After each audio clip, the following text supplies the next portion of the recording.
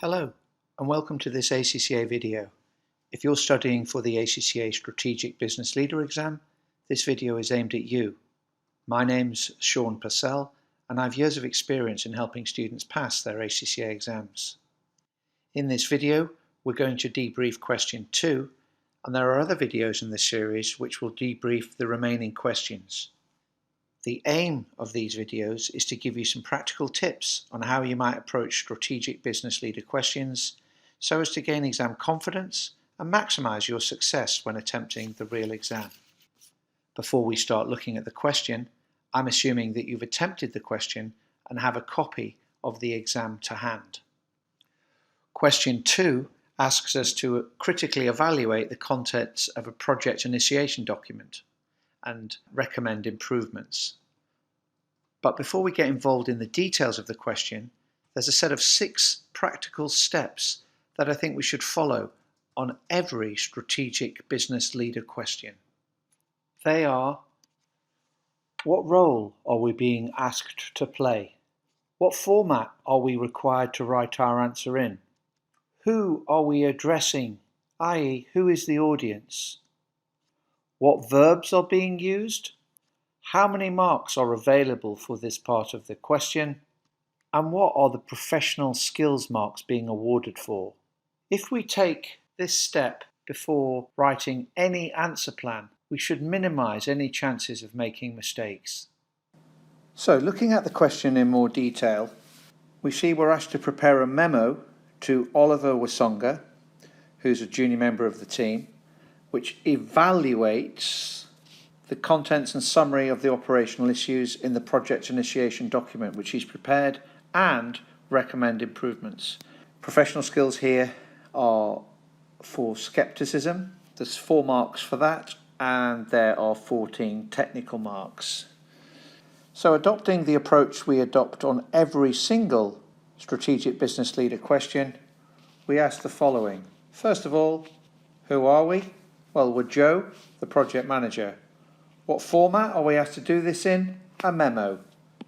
Who are we talking to? Oliver, who's a junior member of the team. The verbs are asking us to critically evaluate, so we think about what critically evaluate means. How many marks? 14 technical and 4 professional skills marks. As always, very important to think about time. So from our Over Your Shoulder article, which you'll find on the ACCA website, if we take that advice, we've got 2.5 minutes times 14 marks. It gives me about 35 minutes. The other thing I'm going to do to make sure that my answer is properly controlled is write down the time I start and therefore write down the expected time I should finish. And I really need to strictly stick to that. Looking at the professional skills marks, they are for skepticism here. Again, in your further reading, you would understand what skepticism would focus on. So when we are being skeptical, we would probe, more deeply. We would question the facts, not take them at face value, and we would challenge, what is being said. In the context of the case here, we also need to make sure that we are professional, because the person who's written this project initiation document is a relatively junior member of staff and they're trying their best. So let's have some empathy with them and not be too hard on them. No one asked them to do this, they just did it because no one was there. So we challenge, but maybe we challenge in a nice, non-critical way. I think that would be important here. In terms of what we're looking at, we're really taking all of this from Exhibit 4. This gives a project initiation document which is, somewhat incomplete. So you would have looked at this, and then my advice would have been to do a brainstorm of what a good project initiation document would include. So from my technical knowledge, I would know a good project initiation document would look at the purpose of the project, the objectives for the project, the key people involved, stakeholders involved, the assumptions that we have, the constraints, who's the project manager, who's the project sponsor, what are the milestones along the way, And what about our internal and external communications that we are going to do during the lifetime of a project? So that's kind of what I know from my knowledge.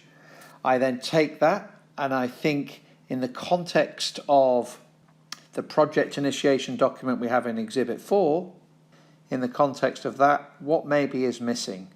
The other thing to remember is that the question says contents and summary of operational and recommend improvements. Yeah, so it's important that we tick those boxes. The verb is evaluate. I tend to think of what's good and bad. What's good about the project initiation document we see? Well, it's quite neat and tidy. It does have a Gantt chart. That's about all I can say that's really good about it. From my brainstorm, does it have a purpose? No, it doesn't. It might maybe include something such as build a safe and efficient road, or objectives stated. Not really. Objectives we'd expect to see would be both financial and non-financial. Who are the people and how are they arranged? You know, who's the team? What's the hierarchy of that team? Nothing on that. Various stakeholders, their responsibilities, no mention. What about financing issues, working capital demands? No mention.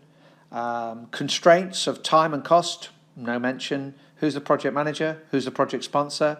What is the timetable along which this project's going to flow? No mention of that either. And when are progress meetings, updates, when are they timetabled and when are they going to happen? So from our technical knowledge, we use that as a mind organizer to address the exhibit to see what's missing.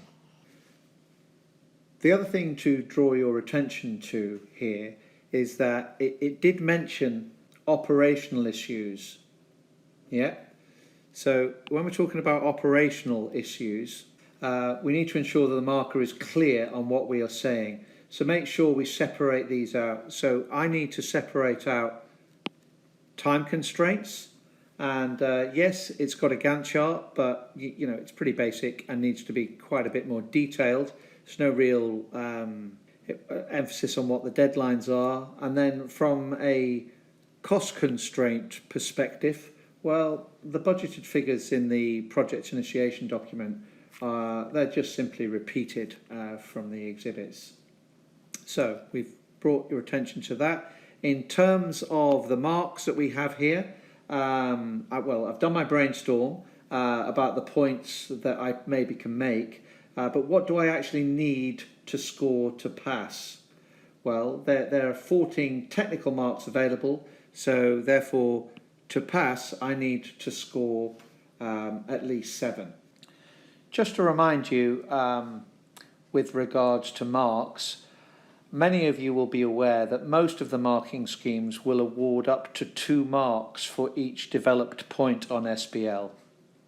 However, the examining team have also made it clear that to get any marks at all, you must do more than just state some knowledge or a point from the exhibit. Knowledge always needs to be explained in the context of the case, and points from exhibits need to be explained in terms of their relevance to the requirements. This is what the examining team were referring to in the 10 Things to Learn article. So I think it would be risky to be aiming for 2 marks a point, and I think, as we've said on other answers, let's make sure we pass and we get at least 7. That would be the prudent approach. So from our brainstorm, we were able to develop 10 good points, which we could easily, hopefully, craft 7 points, which is a pass. If we were to develop these points, or even maybe use all 10 points, we're well into a pretty high score zone. So, have confidence that this question is very within your capabilities, as long as you take the advice given. Let's look at how these brainstormed bullet points could be developed into an exam style answer then. Looking at the memo, following the format, it's to Oliver. I think we would begin by, thinking about professionalism. Oliver here has tried his best. he voluntarily did this project initiation document, so thank him. But think about how you'd behave in the workplace. I don't think it would be appropriate to be scolding the guy. He was only trying. No one's trained him to do this, and he was trying to help out. So the way in which we talk to him is in a more coaching kind of way than a scolding way. And we say, key omissions, thank you very much, but the key omissions might be the purpose of the project. Yeah, so it didn't state the purpose, but we didn't just leave it at purpose. We talked about, yes, we need to do a purpose, so an answer would stay that, but why? Well, stating a clear purpose will ensure that the ultimate focus remains during the whole of the project. If you've got a purpose, it's a benchmark that we can look at. And then we took it even further again by saying, for example, the purpose might be to build a resilient road that can be driven easily. So again, putting it in the context of what's going on here. Yeah, really important. And it's also important to show professionalism here, that the guy was trying. And I think on the note of professional skills marks, I think you should maybe spend a little bit of time to look at the official answer in a little more detail. In there you'll find the professional skills marking grid, which will give clarity on the difference between an answer that would get 0 professional skills marks and an answer that would get full professional skills marks. So worth having a look at that. Let's have a look at the key takeaways from attempting this question. I think the first thing for us to be aware of is it's not technical knowledge that will get the marks, but it's the application of that technical knowledge that's important. So here, if you just were regurgitating everything you know, what a project initiation document contains, it wouldn't have got any credit. You needed to use that knowledge to assess and synthesize from the case the information given in the exhibit, and therefore conclude what was missing and what might you want to have in addition to what was there. So always don't just regurgitate it, apply it in the context. Also, I think to score full professional marks on this question, you needed to also show professionalism. And the context of what was happening was you were communicating to a junior member of staff. They'd written this project initiation document. They tried their best. They obviously didn't write a great one, but they didn't do what they did on purpose. And if you think about how we would behave in the real workplace, well, we should have taken an almost kind of coaching role on board rather than an aggressive critical role. So think about how you'd behave in the workplace to guide how you're going to answer in the exam. As always, we need to maintain strict control of time, so we need to be writing down start and finish and thinking about marks per minute. And also we need to be very aware of how many marks we need and make sure we deliver an answer in accordance with the marks awarded. Finally, this is a series of question debriefs, and you'll find lots of other fantastic resources to help you with your exam preparation at acccaglobal.com.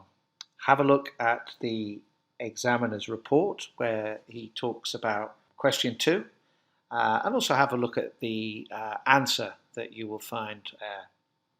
Just remember that the answer is designed for tutorial purposes and is much more than will be expected from a student in the real exam. It's also worth having a look at the article on the 10 things to learn from the September 2018 exam paper, which shares many of the sentiments I've shared with you here on this question. I hope this has been useful for you, and I'd like to wish you all the very best with your future studies.